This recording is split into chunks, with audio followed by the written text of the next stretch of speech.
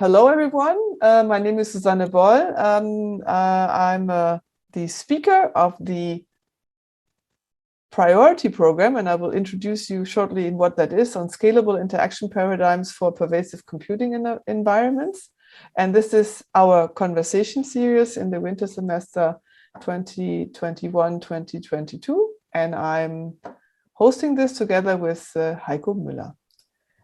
To give you a short introduction, what it means, that's a long title, Scalable Interaction Paradigms for Pervasive Computing Environments. A few years ago, together with colleagues, we applied for a German program, which is called a priority program by the German research foundations to understand the nature of interaction with large and complex pervasive computing environments. And we want to find out what are suitable interaction paradigms for these. And here you see a map of Germany. So I'm very happy that we are having in this program 11 joint projects, which involves 25 PhD students in the field of HCI, which are partnering across 15 labs. So that's a pretty large project and collection of projects. And we are very happy that the German Research Foundation is funding this for 3 + 3 years. All of this research is actually embedded into reference scenarios where the interaction actually takes place. So we are talking about smart personal spaces, smart public spaces, and also smart working or control rooms. So also of our work is really embedded into natural interaction environments as we find them in our personal lives, but also in our work environments. The conversation series wants to foster far-reaching discussions within the priority program, but also, of course, discuss with international experts related to our fields of work. It's going to run every Tuesday at 1700 Central European Time, and it will relate to the different projects, and you find our website here. So each of the projects has a certain focus, and we're going to invite experts that are relating to our research questions, and we are happy to have them here and discuss with us the challenges of the SPP, as it is called. Today, I first of all would like you to introduce to our guest, also opening our conversation series. I'm very happy to have Professor Kristina Höök here. She is Professor for Interaction Design at the KTH Royal Institution of Technology in Stockholm, in Sweden. I'm sure you have heard about her. She has an excellent track record in the field. She's a full professor in interaction design. She graduated from Uppsala University. She has a doctorate from Stockholm University and a postdoc from Stockholm University. She was a researcher in the area of Government Research Institutes of Sweden, RISE, and she was a professor at the Stockholm University until 2012, before they then became a professor for interaction design at the Royal Institute of Technology in Stockholm. She was the founder and director of the Mobile Life Center. Many of you might have known her or know her in that role, and also the excellent work and publications that came out of that time. It was an exciting work with academic and research and with high profile international industry partners. She has an excellent publication record, and let alone to say how active she has been in the ACM-SIGCHI community for so many years, both in overseeing committees as well as being active in conferences. She's a very frequent keynote speaker, and I'm really excited to have her here. She takes the time to join us for this conversation hour today and share about her recent work on digital touch. And am I showing my notes? No, I see. Oh, you're not showing anything at the moment. Okay, good. Sorry, I was hoping to show my screen, but that's okay then, because then I will show what I wanted to show. Hopefully, sorry that I didn't show that. So to welcome Kristina today, her research interest is effective interaction, somatic design, and the Internet of Things. And today she will speak about digital touch, somatic symbiosis, correspondence, Alterity, or monster. And I'm really excited also to hear about the monster. About the So, monster. Yeah. Yeah, so welcome, Kristina. Welcome everyone joining this conversation. And I'm really looking forward to your presentation and the discussion. Thank you.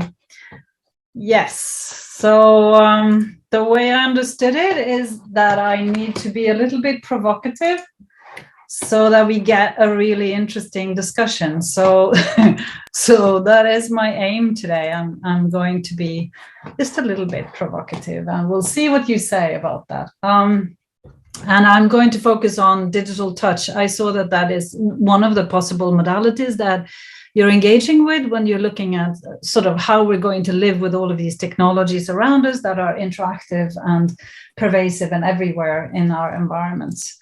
So I should say, yeah, so I come from the Royal Institute of Technology, any which way. What I'm going to argue is that it's really interesting to put different perspectives from all sorts of fields and all sorts of theories on what is this technology doing, especially in this case, I'm talking about touch and stuff that comes very close to your body.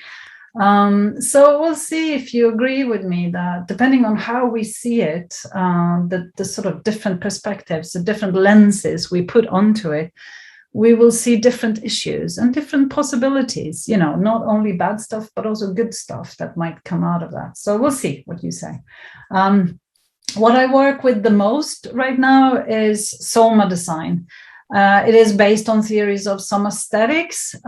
So you'll see that sort of coming out in this work.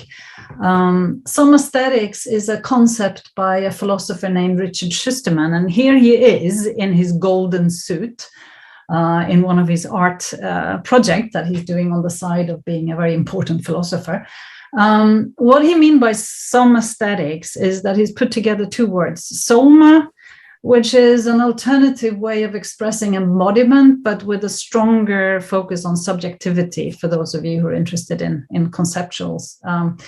So by soma, he means us as a living, purposive, sentient, perceptive body or bodily subjectivity. So it's a way of saying that we are always in the world with our bodies, with our emotions, with our thinking. We are inseparable from the world, and we are inseparable from our bodies. And so it doesn't make sense to talk about body and mind, for example.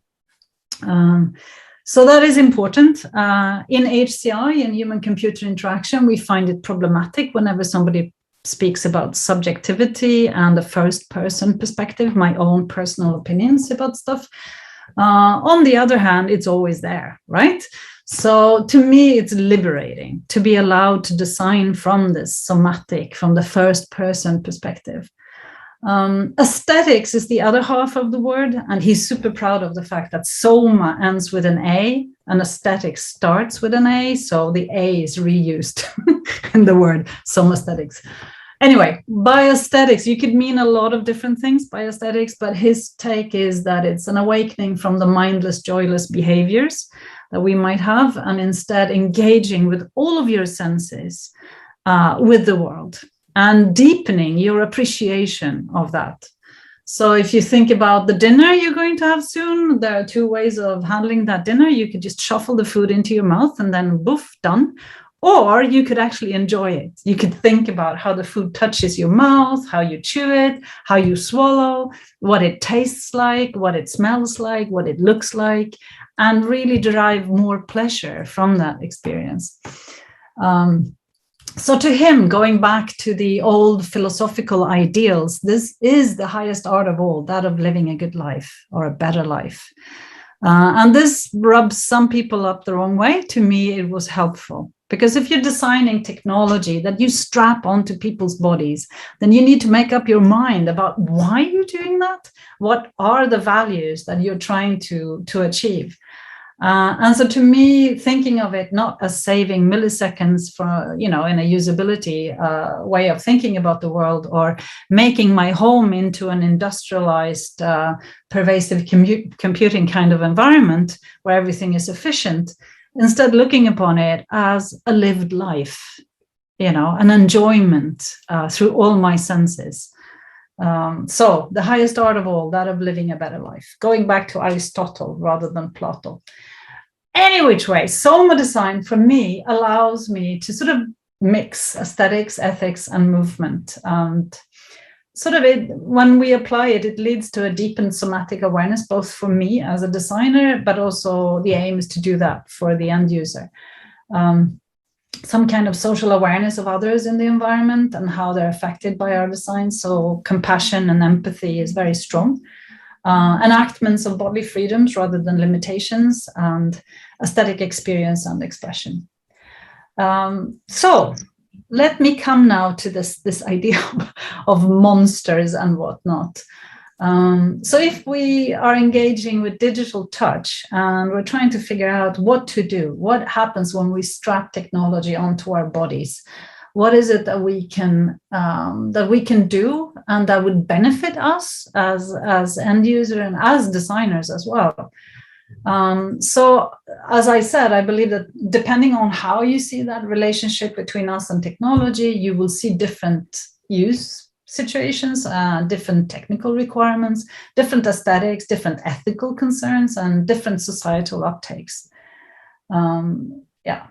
So the first relationship is the one that maybe we think about quite a lot when we think about pervasive technology, the background relationship. So let's say you have this robot in the background, a Google Home, or here it is a Tama robot that friends of mine at Stockholm University have been working with.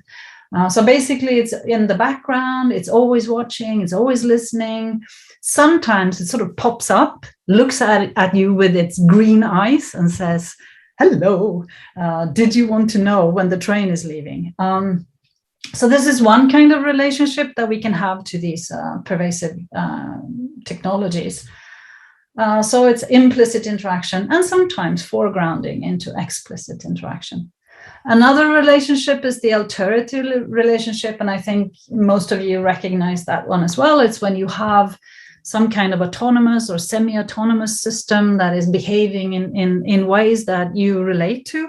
So, for example, we recently were joined by Joseph Ladelfa. He used to work with Floyd Miller in Australia, but he's now at KTH.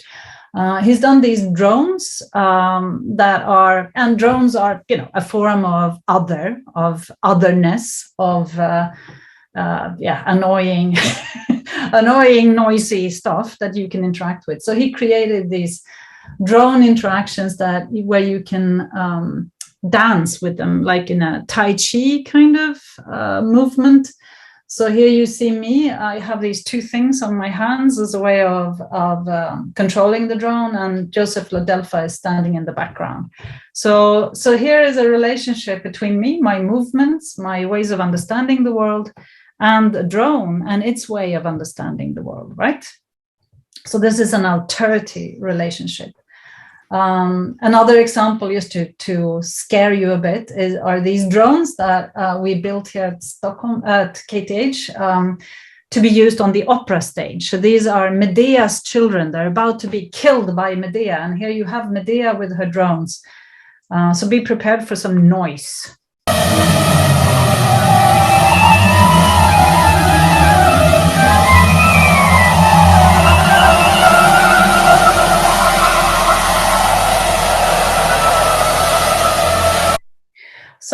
So here you clearly see a relationship to an otherness, and in this case, a scary otherness. So, of course, robots or drones or autonomous systems, soft robotics, whatever, can be both scary and they can be lovely. But no matter what, we are engaging in relationships with them where we have to adjust our understanding of the world to make sense of how they are in the world and how to engage with them. Another kind of interaction, and here the illustration of horses, because I do quite a lot of horseback riding. And to me, when horseback riding really works, I enter into a relationship where I'm just thinking or feeling or somatically being in the moment, thinking that let's move in this direction. And then the horse is doing that. So we are in a correspondence relationship. So we built a bunch of systems that are like that. So here's one example. This is the pelvic floor chair. by my colleagues Anna Ståhl and Madeleine Bailam. The idea here is to help you train your pelvic floor muscle. So for those of you who are women and who's had kids, you know, they tell you to tense your pelvic floor muscle, and you're like, what? I don't know where it is. I don't know. You can try tensing it now as you're sitting on your chair. Do you know where it is? Do you know how to tense it? Do you know how to tense it at 12 o'clock, 6 o'clock, 9 o'clock? You know, because it's a really interesting muscle that you can work with in many ways. And do you know how to relax it entirely? You know, that's another issue. Any which way. So they built this chair that you sit on that has this shape-shifting material that slowly, very delicately enters into a very close relationship with you down there, trying to help you figure out how to relax and how to tense your pelvic floor muscle. So this kind of relationship is not a dialogue. It's not like I say X and then the system answers Y. It is more of a sense of a correspondence, an intimate correspondence, where my actions are mirrored in what the system does. Yeah. Yeah, Enrico, I think you forgot to mute yourself. Oh, well. Anyway, that was one relationship. Another one could be that you become more sort of like in total symbiosis with your technology. So, for example, with your eyeglasses, if you have eyeglasses, or with your clothes or whatever, you no longer think about them as separate from you, right? So I'm just going to give you an example from Dag Svane's work in Norway. He's created this tail, and you can see how it responds to the hip movements of the wearer. So as he's swinging his hips back and forth, the tail is responding with movements through motors in the tail to that, to what the wearer is doing. And what is interesting about this one is that because you feel it, it's behind you, but you can feel its movements. It makes you feel like there's this feedback loop, right? I do certain movements and the system responds with certain ways of acting. And so when you take it off, it feels like you lost your tail. That humans were obviously made to have a tail, right? Any which way, the last relationship, the monster relationship, I think this comes out of the humanities and the way they were portraying changes in society by making narratives such as Frankenstein's monster or other such monsters. It's when you see a change in society, as we're doing now with the pervasive computing stuff, you need to make sense of it. And it is foreign to us, like those drones or the pelvic floor chair that is there and doing its thing in a weird way with its own agency.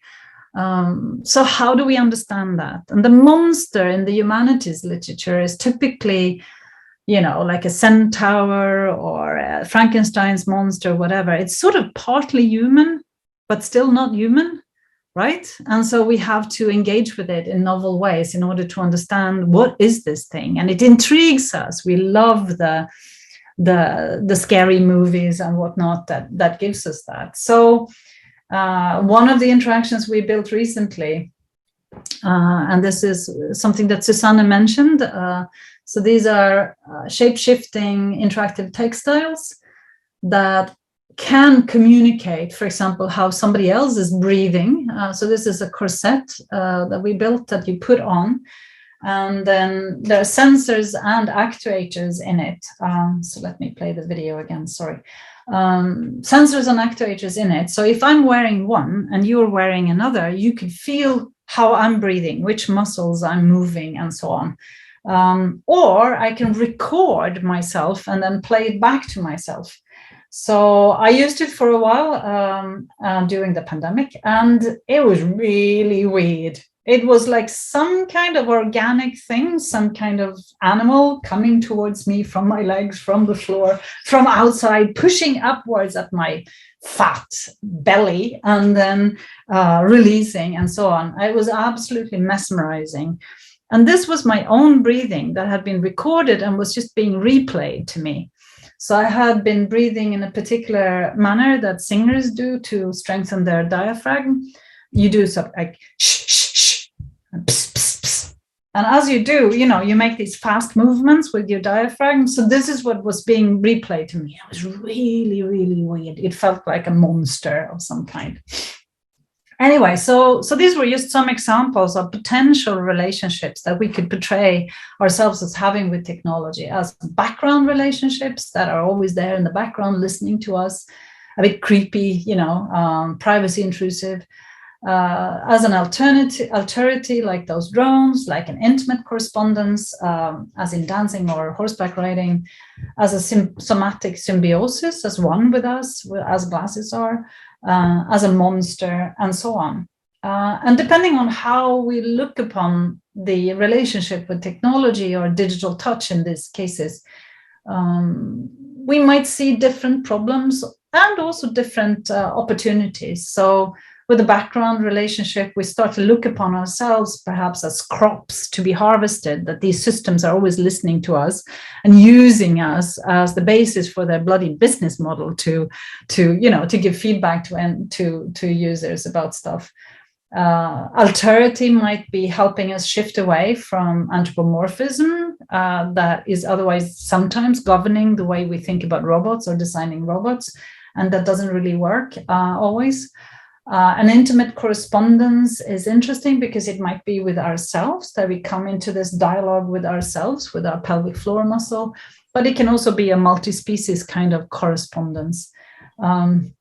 If you look upon it as a somatic symbiosis, you might be starting to think about, whose body is it that we're interacting with or extending on here. The cyborg or the feminist position on this might be something that informs our ways of thinking. And with the monster, maybe you want to tame the monster or understand this societal shift that makes us think about this technology on and off a bit like a monster. And to me, there are many, many theories that help me think about this. One is post-phenomenology that helps decenter the human and the human-computer interaction. It also helps me not to slot a particular design into only one of these relationships, because it's more like a phenomenology of multi-stability, as Don Eide says. So I can look upon the corset as a monster. I can also look upon it as in symbiotic relationship with me, right? So depending on how I look upon it, I will understand it differently. And I might be shifting between these understandings. So I think we need some kind of multidisciplinary engagement here. We need to bring different theoretical perspectives. This human-centeredness that we've been so focused on in human-computer interaction does not help us all the way. So we need some of the post-phenomenology, for example, that decenters the human and puts the technology at the core, at par with the human. We need perhaps some aesthetics. We need perhaps the correspondence that I took out of Ingold's work. He's a sociologist.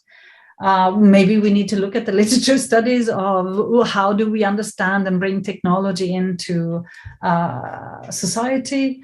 Here, Jeff Bardsell has done amazing talks about the monster and what that can tell us about our time and age.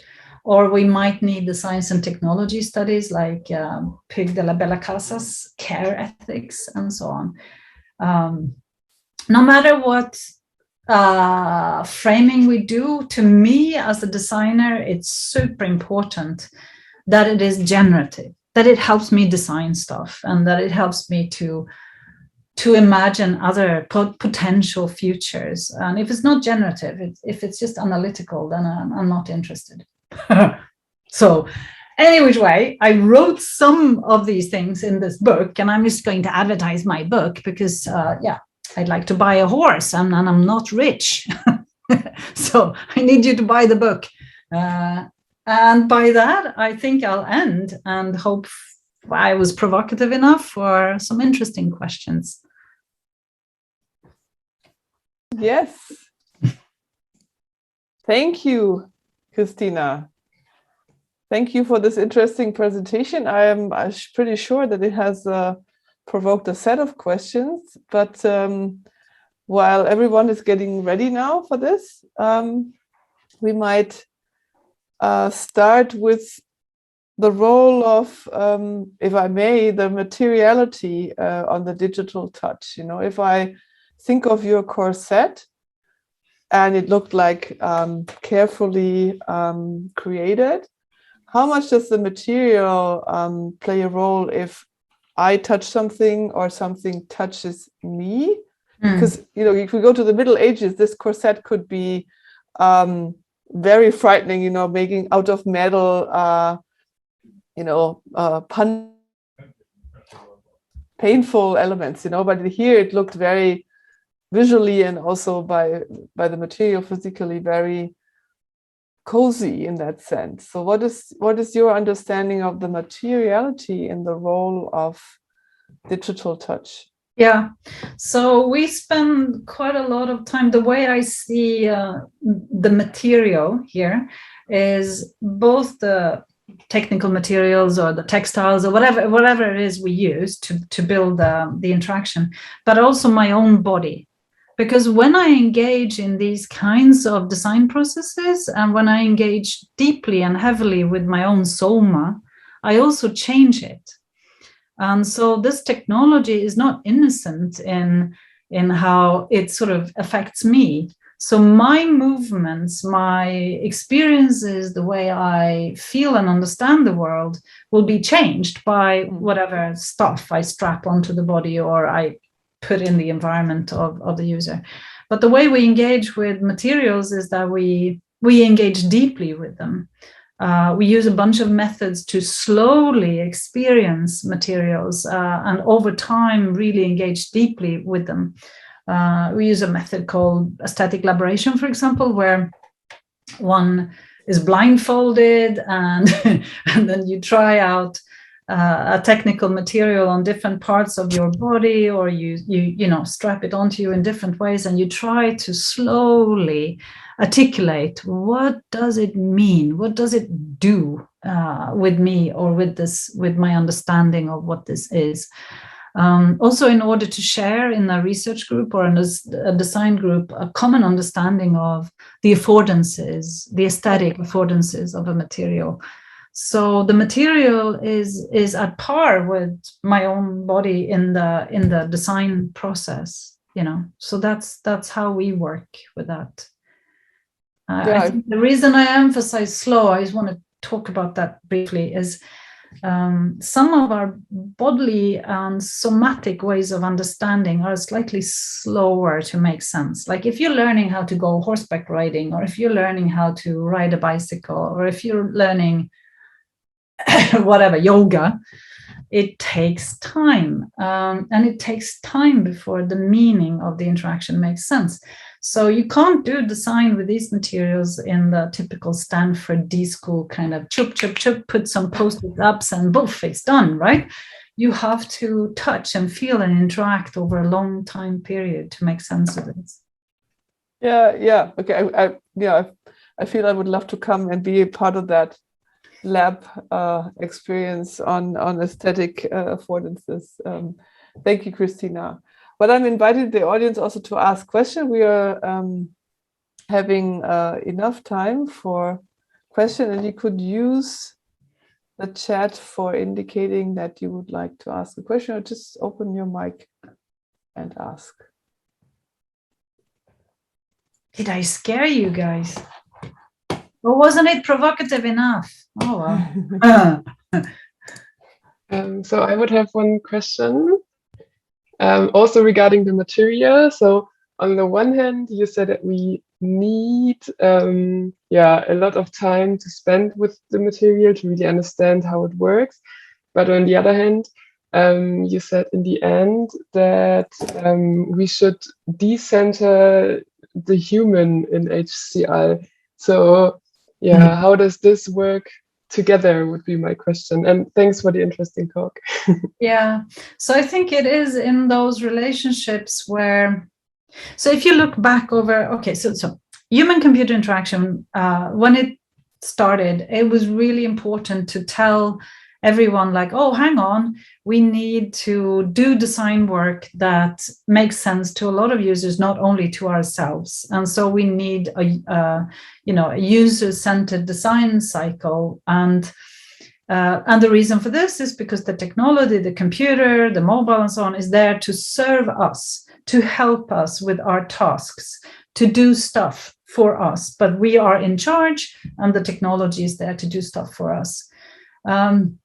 Now we're entering into a slightly different era where sometimes we are just the crops that is harvested by this technology, like in Google search.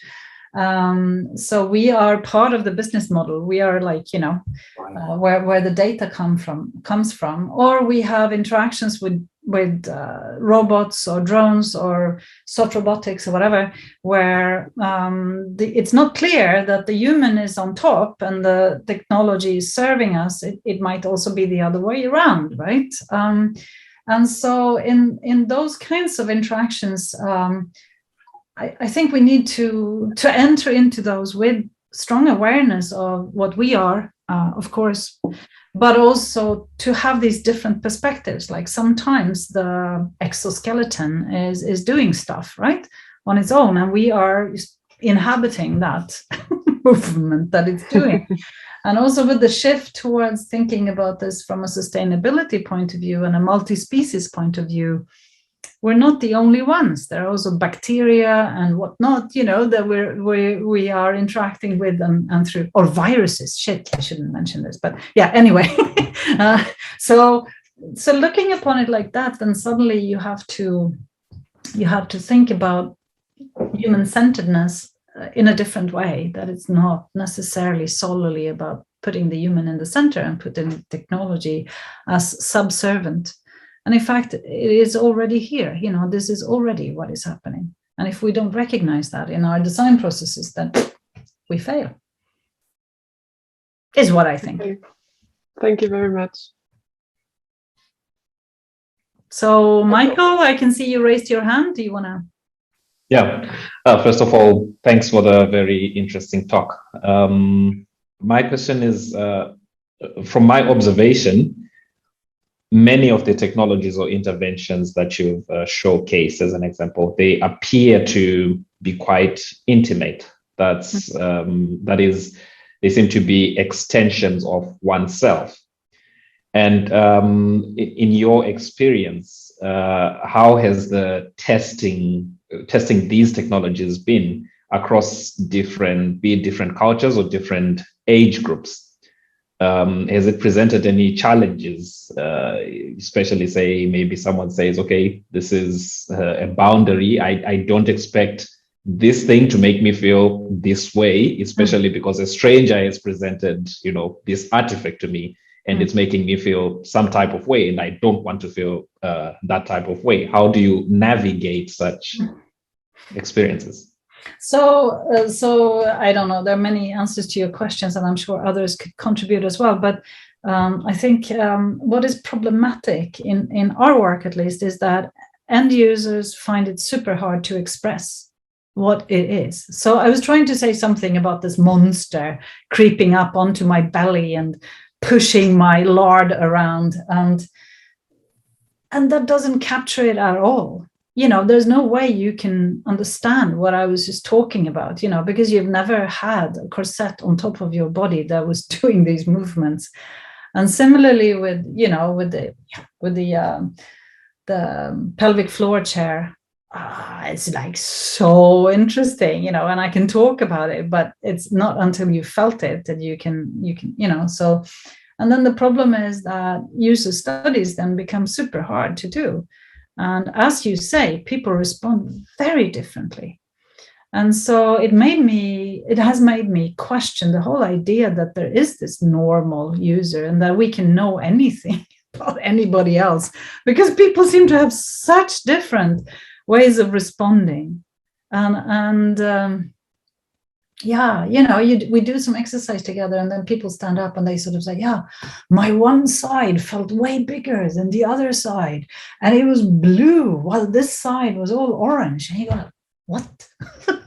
So it's really entering into a territory and a way of describing experience that when I was just doing mobile apps and web pages and whatnot, I didn't have to deal with.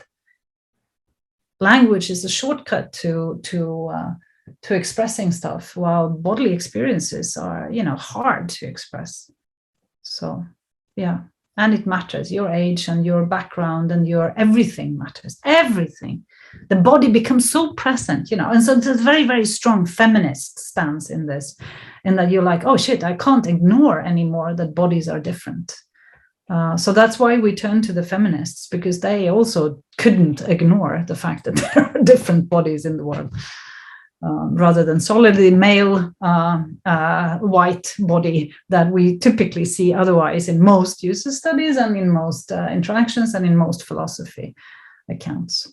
Yeah, Anke, I can see you raised your hand. Yes. Yeah. Very, very inspiring ideas. And although I think I agree with a lot of them, I just want to take the counterpart somehow. So if you design whatever, so I was trained in this Bauhaus idea. So form follows function, and there are certain functions, and I wouldn't say that these novel technologies are of a qualitative difference, but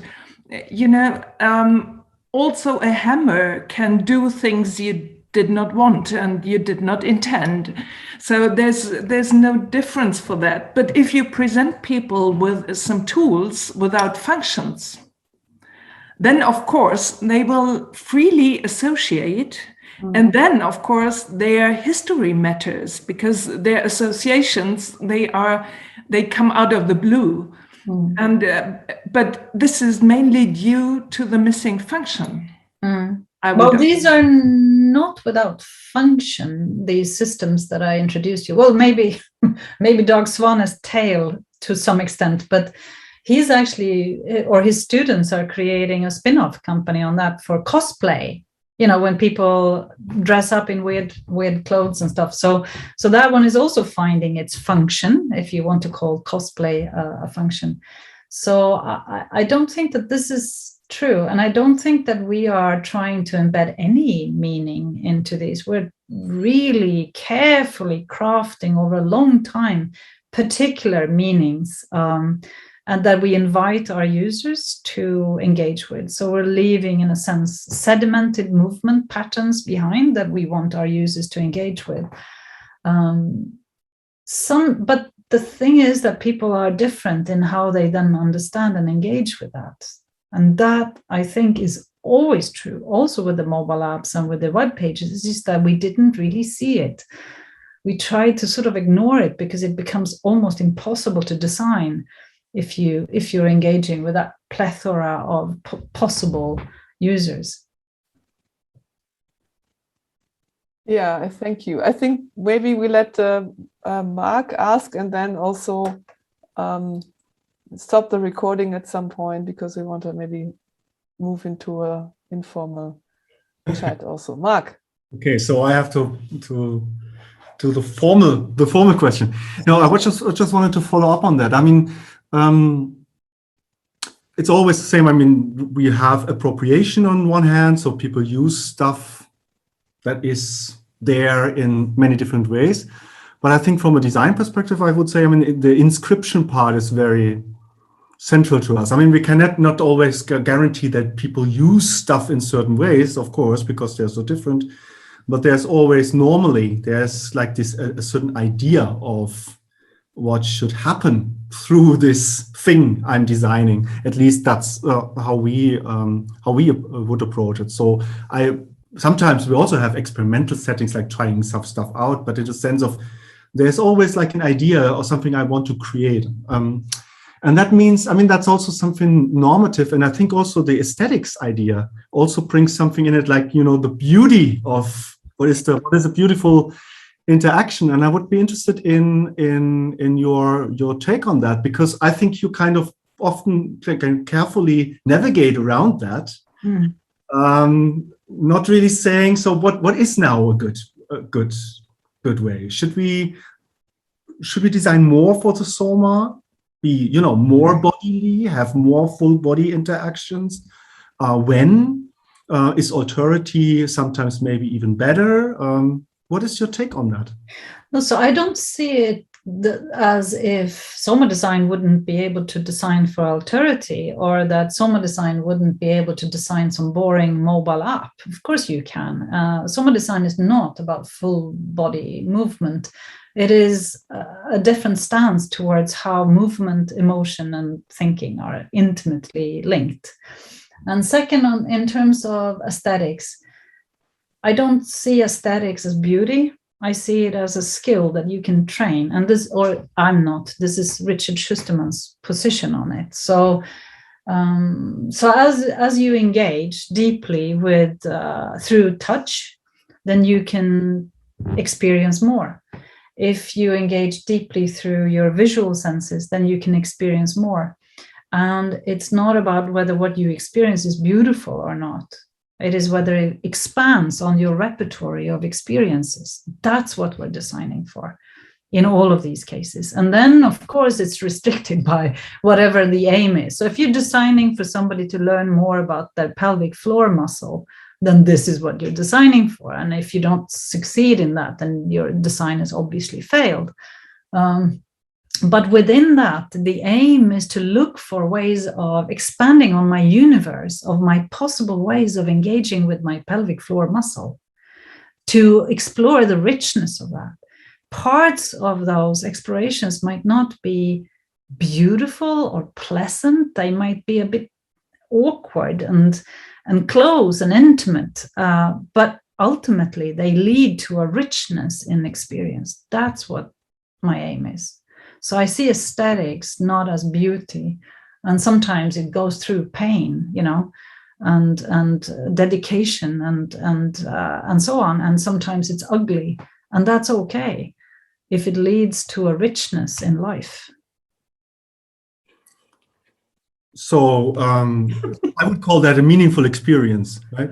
Is that what? Yeah. So creating meaning, but it's. I don't want to imitate what is already there. So there are people that can tell you how to tense your pelvic floor muscle, that can help you with that process. So for me, it's important that whenever we put technology into that loop, that we add something. So how do we find that meaning? How do we find the novel meaning? Well, that's where we have to exploit or extract the material to its fullest, as Dewey would say when he speaks about art as experience. So technology as experience, we need to get the most we can out of the technology together with our somas to achieve an interesting, meaningful experience over time. And it needs to be carefully orchestrated as well, super carefully orchestrated over time. Yeah. Great, thank you. Then let me just quickly ask something. If you are designing a meaningful interaction and it's so much about my senses, am I being asked if I want it? Because I can, the point is, you are creating an experience I haven't felt before. I think you gave a few wonderful examples of that. And then I feel it, but then I cannot sort of take that back. I think there's a lot of resemblance in some visual there. So sometimes in a few images, if you see the dog in that dots, you can never return to a point where you don't see it, because once you found it, you will always find it. And the same with maybe if I get some interaction that makes me sense something, feel them, I can never go back, but you can't explain it to me what it does to me before I have used it. So we have sort of structured methods for working with some of these issues, perhaps not addressing everything you're talking about now, but we work with what we call the non-habitual. So as you grow up and you get older, then you get more and more restricted in what you do, right? So when you're walking, you walk in the same way as you've always been walking. You don't skip anymore. You know, kids, they ka-dung, ka-dung, you know, we stop doing that. And we don't explore as much as we used to do. So if you do this with me, if you interlace your fingers, and then you do it the other way around, the non-habitual way. Putting the other thumb on top. Or if you're interlacing your, folding your arms, and then you do it the other way around. So we, in order to see alternatives and explore alternative experiences and alternative meaning, we often engage with the non-habitual, and we challenge thereby also norms. So for the women in the audience, if you try to sit a bit like a man, if you do a proper man spread, right? Put your legs out, you know, like they do on buses where there's nearly no space for the rest of us to sit. Yeah, okay. So if you sit like that for a while, you probably will feel a bit like, this is a bit awkward. Women should not be sitting like this. We should be protecting, you know, we should have our legs together, and we should be, you know, careful in how we sit, right? So a lot of norms are enacted onto our bodies and onto our ways of behaving. And as we grow up, we're taught how to do this. So you, for example, now are all sitting down, you're all silent, you're not interrupting. You know, there's a lot of stuff that you do that you've been habituated into behaving. And in order to see and engage with the alternatives, you need to break that. So this is what we do, which is also scary. And inviting our users to this is also, of course, also scary. But it's fun. Thank you, like, Kristina. At least for me, it's like, you know, so this picture I have on my book, it is actually me doing my favorite activity, a Feldenkrais exercise. This is this is me. So you're laying on your back, holding on to your feet like a baby, and then you roll back and forth, right? Not something I've done since I was a baby. And when I do it, it's amazing. It's like it's reminding me of something familiar, but it's also strange because my body is now a grown-up adult body. But it's opening up the space of possible experiences again that I can engage with. Life needs to be fun and meaningful and interesting, and then we die. Huh? Okay, let's continue. Thank you. Toby, I think you also. Can you hear me? Yes. Can you hear me? So thank you for this interesting talk. I'm still not over the idea of decentering the user. I've been thinking about that for the past couple of minutes, and I was wondering what you would like to place in the center, or how you would like to kind of split it up between the human and what else. What else needs meaning and an experience, or what can have an experience. So I think, yeah, it's just, as I said about these relationships, they are different prisms that you can look at some interaction. If you always have the human-centered prism on, then you will look upon any technology as serving users, fulfilling a task for the user. And that's all you will see, right? So I was examining a thesis by somebody whose name I just forgot as I was about to say it. Anyway, she was looking at how people who are blind, how they use the stick, the white stick, and the dog. So she first did a user-centered design study of this. What does she see? Well, she sees a dog. The dog is serving the human with help and figuring out, finding the way and so on. And those are the only things she will see in this user study. She then did this flip where she said, okay, let's look upon this not as a human-centered thing, but here's a dog and here's a human, what's going on? And then she suddenly saw all sorts of other stuff, like dogs need to play sometimes, they will run off to have fun with their friends. The poor human is then sitting like, where's my dog, you know, and all sorts of other interesting interactions, like a playmate and all of these other interactions that you might have with the dog. And so it is just a prism to see different things, both in your studies, but also in your design work.